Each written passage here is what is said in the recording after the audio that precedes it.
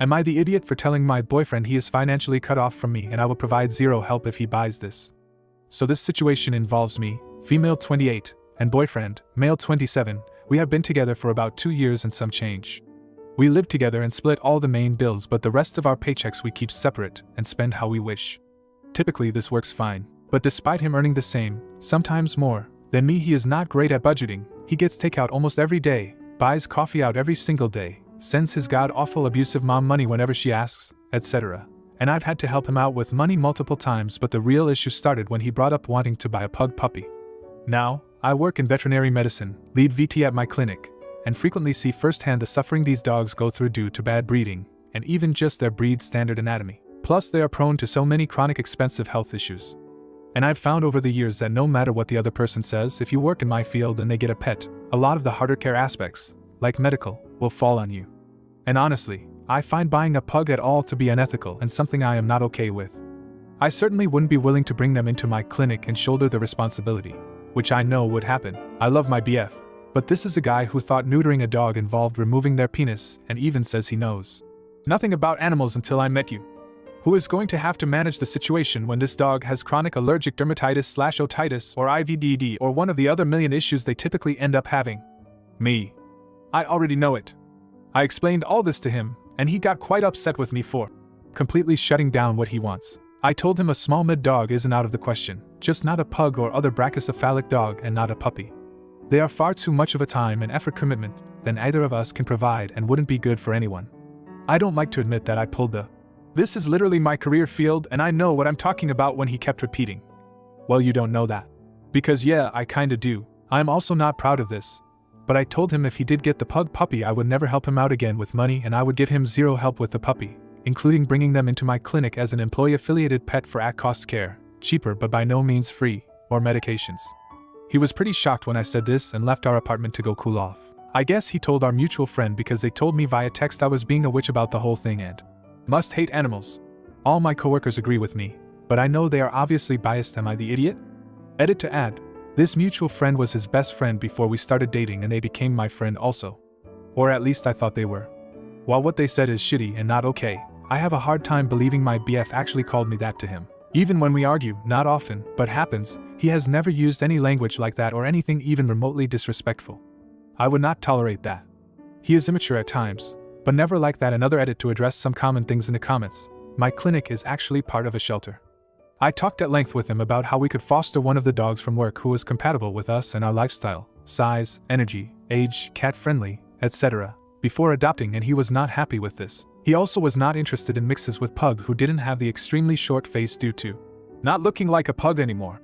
That's when I got a little more forceful with my ultimatum. If we got a dog together, then I would be happy to take on the lion's share of things like medical care because this is a pet we got together, and just makes sense. I got my cat before dating him, so I'm my cat, and have never asked him to shoulder any aspect of her care other than feeding her if I was going to be home late from work, or something similar. We have never had an issue like this before, so that's one reason I'm a bit lost on if I was really in the wrong or not. I appreciate all the comments a lot. I'll be in the comments, but I think this addressed the most common inquiries now. For a few comments before an update, not the idiot. If you won't consider your professional opinion, backed up by even casual research, then perhaps drawing this boundary will make him realize this is not a capricious decision on your part. Comment 2, not the idiot. I have been in a fair share of relationship fights over animals, and it's not always easy, but it's a path many cross. It's one thing if he already owned the pup before getting together, but getting an animal while in a relationship has to be a decision made by both parties. Now for the update. So I didn't dump him yet, after we had a long talk. Could we still break up? If I don't see a lasting change from him, yes, but we aren't there yet, and him admitting he fricked up is a big part of that. And no, a pug puppy is not happening. Turns out the dog he had as a child, D, was a pug, and was devastated when D died. He never really liked talking about D, and I never pried. He cried a lot once he started talking about D, thought D was always very healthy. So when I was going on about the health issues with pugs, he assumed that it was overblown and I was just being overly cautious. Since D was healthy, and he wanted a dog that looked like him, brought on after Mom had found his old collar, I got a gut feeling. So I kept trying to, as kindly as possible, ask questions about D. How often they took him to the vet, if he had any photos, etc. It turns out he couldn't remember a single time this dog went to a vet. If a vet never diagnoses an issue, it doesn't exist, right? And once he found some old photos, I pointed out the dog clearly had ocular issues, likely untreated KCS with ulceration, and eventually went blind, sat in a way that indicated hip issues, even remembered a time that the dog collapsed after playing in the yard but he got up again a while later, so his mom said he was fine. Once I spelled all this out to him, he looked like someone had slapped him across the face and just said he was so sorry. He was just like all those awful owners I tell him about, etc. He was a kid. He shouldn't have been expected to manage that dog's veterinary care. But now that he's an adult, he needs to look at the situation logically, and I was extremely hurt he gave zero shits about my professional opinion. I get that enough from owners at work, don't need it from my BF. He apologized and said he doesn't think he is ready for a dog after all, and when the time comes, he's happy with looking at dogs from the shelter I work at. So, the issue with his friend. I did something I had never done before, asked to see his phone, their messages. A friend got a very one-sided version of events, thinking I unfairly vetoed him, but never used any derogatory language. Showed him what this friend sent me and he was pretty taken aback, told me he would deal with it. If he doesn't, this relationship cannot continue and money. That was hard. Tried to be gentle, but it feeds into a deeper issue with his mom, not a new issue, and I told him enough is enough and I can't keep supplementing his income because he gives so much to her. Something happens and suddenly has a big medical bill. Car randomly breaks down? Obviously I would help him. Money for psycho mom? No, done. Her or me. He chose me, going no or low contact with her, and absolutely no money, even if she does her manipulative BS. We'll see if he holds to that. If he doesn't, he knows I'm done. Comment 1. You're the idiot. It's not your place to dictate what kind of pet your boyfriend can have based on your professional opinion. While you may have concerns about the breed, it's ultimately his decision to make. Threatening to cut him off financially and refusing to help with the puppy is manipulative and controlling. Respect his autonomy and find a compromise that works for both of you. Comment 2. Sometimes a dog is just a dog. And sometimes it's not. Sounds like a super productive conversation and a mature response to conflict, even if he is pretty naive about dogs. Now, for the next story. Am I the idiot for how I responded to a friend at my friend's birthday dinner? Hello, I am part of a friend group of 5 girls, all 20 to 22 years old. We live in Europe and this post is translated to English. My friend A had her birthday dinner with the group yesterday. A's friend, B, is 22 and a stay-at-home mom. I am a university student. Yesterday, when B arrived late, she looked at me and said, "You look like shit." Not very nice but true, so fair enough because I really looked like poop. Why? I have a lot of courses that I have to attend and I cannot delay them. The exams are coming. I am studying for more than 90 hours per week without counting the lectures. I am also working, although only 3 hours a week, with preparing at home for at least 2 more hours. I am stressed and I fear that I cannot pass these exams. I kind of developed insomnia due to the stress, so I have not slept for the last 3 to 4 days, and you can see it in my face. I am starting to think that if I die right now, at least I don't have to do the exams, but I think I will feel better again after the exams. I didn't even want to go to dinner because I just have so much to do, but I care about us, so I went. I said, "Yeah, I am very tired from studying." She laughed and said her usual mantra. "You don't know what tired is. I have 3 kids. Talk again about it when you also have 3 kids. You could have at least put on some makeup." Now, I don't really know what happened to me because we are all used to this kind of comments from her, but I snapped. I told her exactly how tired I am. I told her that she isn't the only one tired and that her gatekeeping being tired is annoying and also shows what a selfish person she is, and that being empathetic for one time would not kill her. I followed saying that I am without doubt more tired than her, since all her kids are out of the house for 10 hours a day, good daycare since her husband has a good job, and all she has to do is cleaning and not even cooking because her husband does this. Moreover, she has her mother-in-law taking care of night duties. Because she and hubby are too tired. She told us all of this herself, while I have to clean and cook and do it all by myself. I think at the end I was kind of screaming because when I looked around, people were staring at us. She asked A if she had anything to say, and after A didn't say anything, she told me I was a childish witch and to go to hell. Then she left.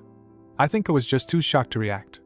After that I started crying and I immediately apologized to A for ruining her birthday dinner. I was kind and told me not to worry about it and that she would have a chat with B later. The other girls messaged me after we left saying that I had to apologize to B, that I was insensitive to her struggles and that it was not okay to bring her home situation to the discussion. I wrote this during another sleepless night and am only posting this now because I still don't know if I was in the right for responding like that. I mean, I still ruined A's birthday dinner and I could have just ignored her comment. Now for a few comments before the update. Not the idiot. We can dish it out but can't take it back. Had she kept her rude comments to herself like she should have, she wouldn't have been embarrassed like she was. I would not apologize to her at all. I would offer another very genuine apology to A for this taking place on her birthday though. Was it the best way to handle it? No. But B deserved what she got. Comment 2. Not the idiot. Having once had a schedule like yours, I understand how you could snap. Find some new friends, sweetie. Now for the update. Regarding by friend A, I called her and apologized again for yelling and ruining her dinner party. She said that I did not ruin anything and that she should have put a stop to B's actions long ago. She also told me that I was paranoid as always and that I did not yell but just raised my voice a bit, and that it was normal that the table next to us seemed invested in our discussion. I insisted on taking her out to dinner, just the two of us after my exams, and we went and had a great time. We are both in no contact with B and low contact with the other girls. Regarding my university problems, I contacted my teacher. He was as useful as always and told me that I should continue to do my work, meaning all the work, and that he would ask his superior for help. I did not hear back from him before my presentations. At that point I was angry and bitter about all the work I had to do, so I said, screw them, and signed everything with my name only and presented it alone with my colleagues standing next to me completely silent. I repeated several times that I did everything alone and told my teacher that I sent him an email with proof of this, email, screenshots, etc.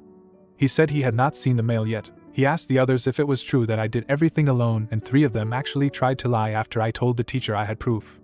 But the last one, I will call him Boy, said the truth, and apologized to both me and the teacher. Boy took me out to lunch after the presentation, apologized again and explained that he was like stuck in a mental coma after a traumatic event that occurred to him, and that I snapped him right out of it when I told the teacher about all the work I had to do alone. His words. He told me that he was thinking about quitting his studies because he was so behind, but I managed to dissuade him and we now regularly meet up to study together. We have become good friends and he will be back on path with his studies in about a year hopefully. I passed all my exams but my colleagues failed all of them.